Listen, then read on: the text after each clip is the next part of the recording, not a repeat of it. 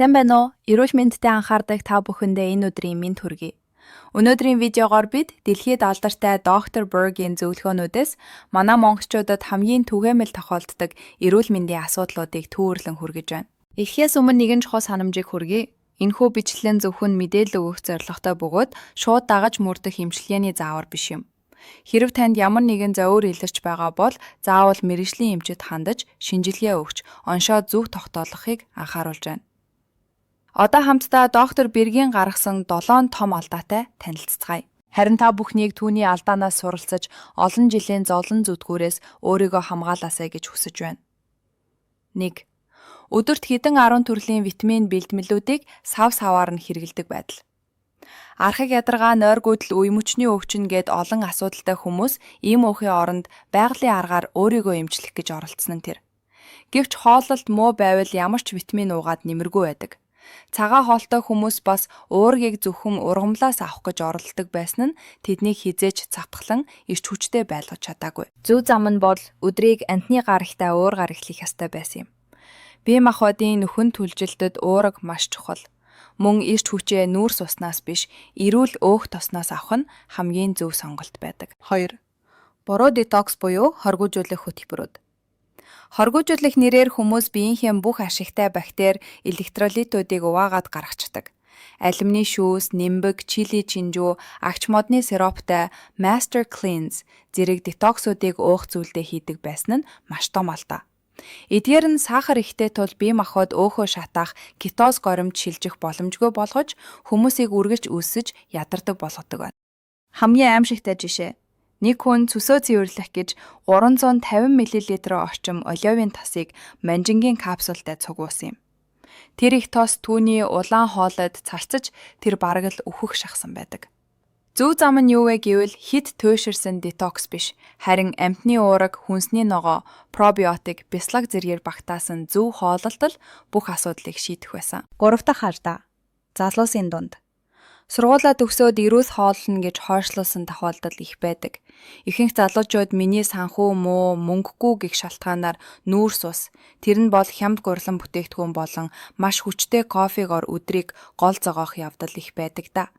Тэгээд хичээл номондоо шамдах үедээ тэд их ядарч туйлдан тархин ажиллахаа болох явдал нь цусан дахь сахарын хэлбэлцэлтэй холбоотой байдаг байна. Залуусын дунд түгээмэл байдаг зүйл бол урт хугацаанд эрүүл хооллоогүй, харин ч бүр ургамлын уураг шаш ихээр хэрэгснээс болж гидсэн өрөвсөж эрүүл мэнд улам дорддог байна. Яавал зөв байсан бэ гэхээр өндөг, сардин загас зэрэг уураг ихтэй хямд атлаад хижээлэх хүнс хэрэглэх явдал. 4. Баруун мөрний өвдөлтийн жинхэнэ шалтгаан. Баруун мөр байнга өвдөж хавирганы доор хөндүүрэлдэг явдал. Иймэрхүү тохиолдолд та маш олон бариаж нуруу нуусны эмч нарт хандсан ч тус болоогүй байх. Гэтэл энэ өвдөлт нь мөрөндөө биш, харин таны цөс болон илэгний сувг бөглөрсний дохой байсан юм. Цөсний өтгөрл нь мэдрэлээр дамжин баруун мөр рүү өвдөлт өгдөг гэдгийг бид мэддэггүй байх. Зөв зам. Өвдөж байгаа газар нь биш, өвдөлтийн жинхэнэ их үүсрийг олох нь хамгийн чухал. 5. Ойр орхин идэх буюу 100 шидэх зуршил. Одоо мацаг баруй сайн гэж их зөвлөдөг болж мөн бас эсрэгээрээ энэ ямар ч хэрэггүй зүйл гэж боддог хүмүүс ч их байдаг. Гэвч угтаа бол бидний өвөг дээдэс хизээж одоогийнх шиг ойр орхин иддэггүй байсан. Юм идэх болгонд инсулин даавар ялгарч энэ нь биеийг өргөсүүлдэг. Мацаг барьж өсвөлэн явах нь таны бие дотроосоо эрүүлжих үндэс болдог байх нь. Ойр орхин 100 шидэхээ болсноор турж, нүүр болон нүдний эргэн тойрондох хаван маань бүрэн арилдаг байна. Зөв зам. Өдөрт 2-оос илүүгүй удаа хооллох, заримдаа 1 удаа. Ойр орхин идэх нь таныг өсгөөд байгаа биш, харин цусан дэх сахарыг тань тогтворгүй болгож хуурамч өсвөлэн үүсгээд байгаа хэрэг юм. Би удахгүй хоосоох түүний ач тусын тухай видео оруулна. Та харин лайк дард, subscribe дараад манай сувыг дагаарай. Би бас эрүүл мэндтэй холбоотой асуудлуудыг бас арай өөр өнцгөр тайлбарлаж, мэдлэгттэй нь бус нэмэр болохыг хичээх болно. Алдаа 6. Хит их ногооны шүүс уух. Нэг хэсэг би эрүүл мэндэд сайн гэд маш их хэмжээний кейл ногооны шүүс уудаг байлаа. Гэвч хит их эслэг нь хүний гидсийг дүүргэж өргөсүүлдэг талтай.